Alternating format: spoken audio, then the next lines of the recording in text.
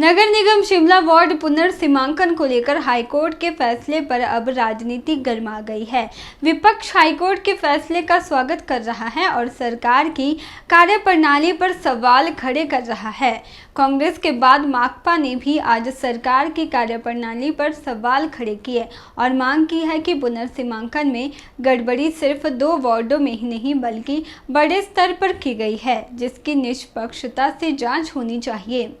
नगर निगम शिमला के पूर्व मेयर और माकपा नेता संजय चौहान ने आज प्रेस वार्ता कर कहा कि माकपा नगर निगम वार्ड पुनर्सीमांकन पर 2 वार्डों की याचिका पर आए फैसले का स्वागत करती है और मांग करती है कि वार्डों के पुनर्सीमांकन से छेड़छाड़ करने वाले,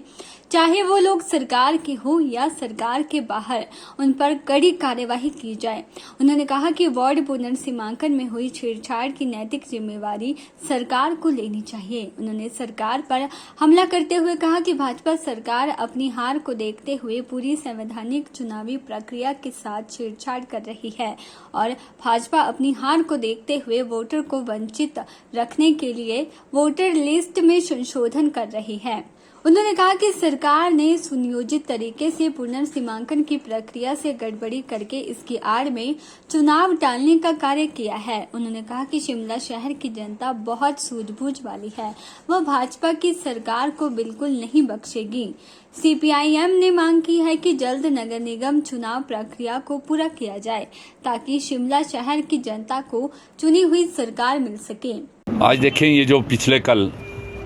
नगर निगम शिमला के परिसीमांकन को लेकर जो समरहिल वार्ड और नाबा वार्ड से याचिकाएं दायर की गई थी, उनको लेकर जो आदेश पारित किया है माननीय उच्च न्यायालय ने और उसमें सख्त टिप्पणी जो इस पुनर्सीमांकन की प्रक्रिया के साथ छेड़छाड़ जो नगर निगम शिमला के लिए रिटर्निंग ऑफिसर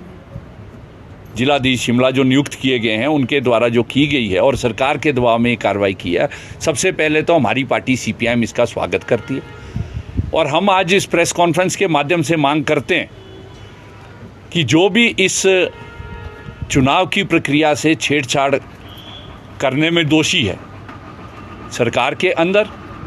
और प्रशासन में जो भी जिम्मेवार अधिकारी है, उसके खिलाफ जो है कड़ी कार्रवाई जो है वो निर्वाचन आयोग को करनी चाहिए और सरकार को जो है इस गड़बड़ी के लिए नैतिक जिम्मेवारी लेनी चाहिए। दूसरी बात, आज आप देख रहे हैं, हम मांग कर रहे हैं इस प्रेस कॉन्फ्रेंस के माध्यम से कि जो भाजपा सरकार अपनी हार को देखकर